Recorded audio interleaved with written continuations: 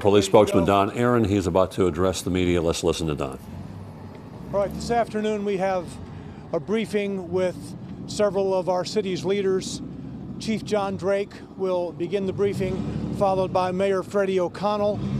Mayor O'Connell will be followed by Metro Schools Director Dr. Adrian Battle. Also here is District Attorney Glenn Funk and Nashville Fire Department OEM Director Chief William Swan. Chief John Drake. Thank you, Don, and thank you all for being here during this unfortunate time. What we know thus far is that we had a male student that was 17 years old that rode the bus this morning to Antioch High School.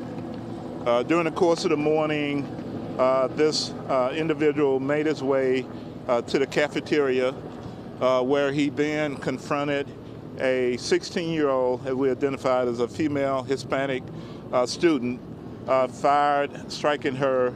She is deceased. There is another male 17-year-old young man that was wounded with a graze wound, and he has been treated at Vanderbilt and released. The shooter was 17 years old. He entered into the cafeteria, firing multiple rounds in the cafeteria, striking her, and then before pulling the weapon on himself. From that point, at 11:11, we started receiving calls for service. Officers responded and found the male shooter deceased in the cafeteria. We've been working with our state and federal partners on the identification and notifications of all. From that point, our SWAT team began systematic searches throughout the entire school to make sure there weren't any more victims or shooters within the school. We did not find any more. Since that time, we have started a family assistance center where we've worked very closely with Metro Schools. The Family Safety Center is right behind us at the Ascension Medical Center. We are systematically releasing young students to that location to be connected back with their parents. We've done that systematically so we wouldn't overload the parents or the school system so that we could get everyone back connected. The investigation is still very much ongoing as to a motive. We're looking into that. There are some materials on the internet that we're looking at that's under the investigation on the initial stages, but we'll continue to follow up on that. We've had a great partnership with Metro Schools, great communication with the fire department, with TBI, FBI, and ATF. And we'll continue the investigation, which will go until the wee hours of the morning. Please look at our platforms for further information.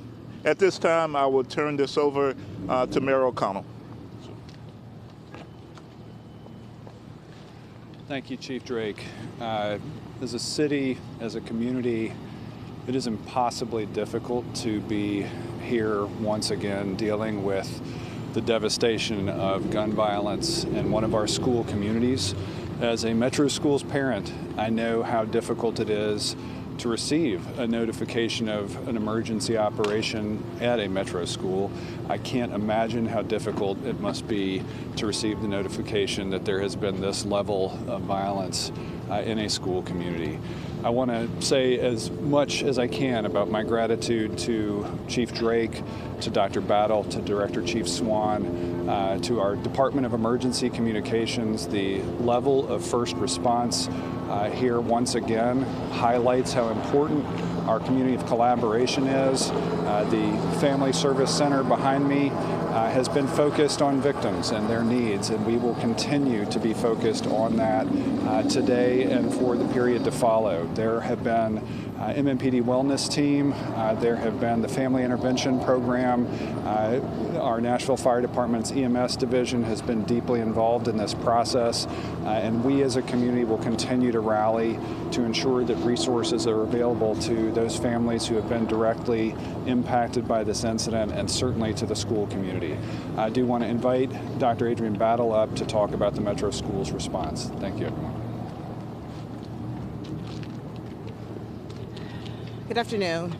As you all can imagine, this is a heartbreaking day for the entire Antioch High School community and all of us here in Nashville and in Nashville Public Schools. Today, we lost students in a tragic incident. One student took his own life and the life of a peer, forever changing the lives of their families and everyone who knew them. My heart goes out to these families as they face unimaginable loss. At this time, we are grateful that no additional lives were lost, though at least one student is being treated for injuries. I want to thank the school staff who quickly followed emergency protocols, potentially preventing others from being harmed. Their actions were heroic on a dark day for our school community. I also want to extend my gratitude to the Nashville Police Department and Nashville Fire Department for their swift and urgent response, securing the school and caring for those impacted.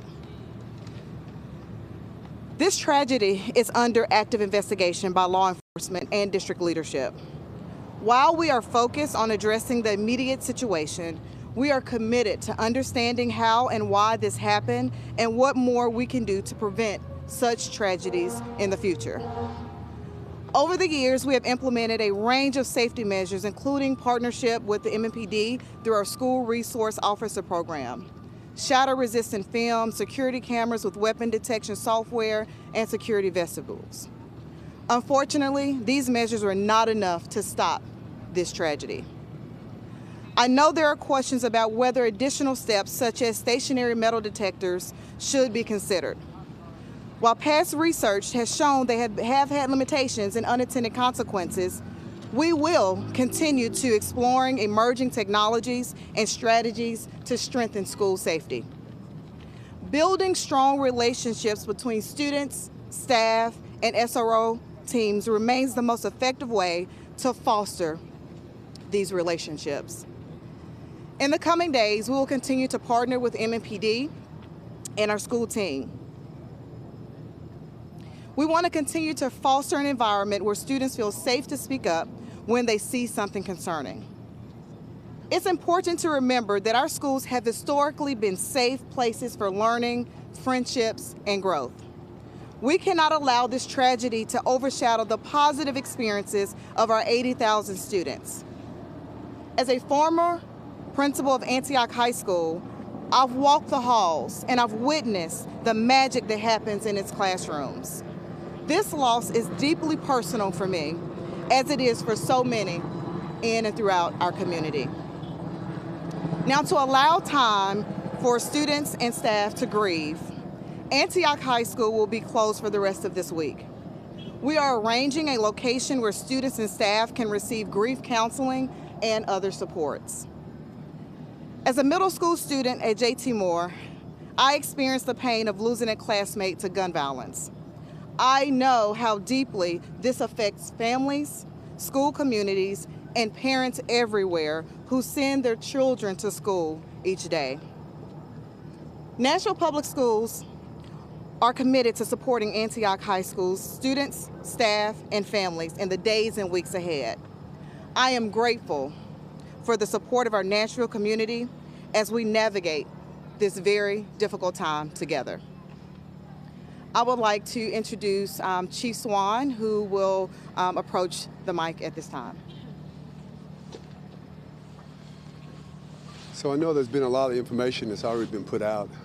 From my standpoint and from the Nashville Fire Department and Office of Emergency Management, from the time that the call came in, we had 10 med units respond, along with 40 other apparatuses from the fire department, including our task force team that works so closely with the police department. We did do 4 transports, all of them going to Vanderbilt. Then other assessments were done, of course, with student and staff when it was needed. Then the Office of Emergency Management, they're here as well to also offer all resources that are needed. The important thing here is the collaboration of everyone that you see behind us to make this situation work as best as we can. But again, we're very appreciative of the team and all the hard work is done, but we know this is a very sad day. But that's the information I can give you from the Nashville Fire Department Office of Emergency Management. Thank you.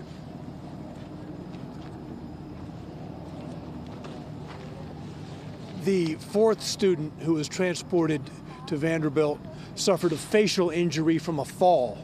It was not gunshot related. He's a male student and fell, I think he wears eyeglasses, and had a facial injury as a result of the fall, and that was the fourth individual who went to Vanderbilt. We will take a limited number of questions from you now. Chief Drake, does this appear to be a targeted shooting? And it appears the shooter may have been live streaming it on TikTok. Can you provide us any information on that? So the investigation is very much ongoing. So we're unsure at this time if it was targeted or if it was intended for multiple people. As I said earlier, follow our platforms and we'll put that information out as we gain more information. Our homicide detectives are actively investigating this in conjunction with the FBI, ATF, and TBI.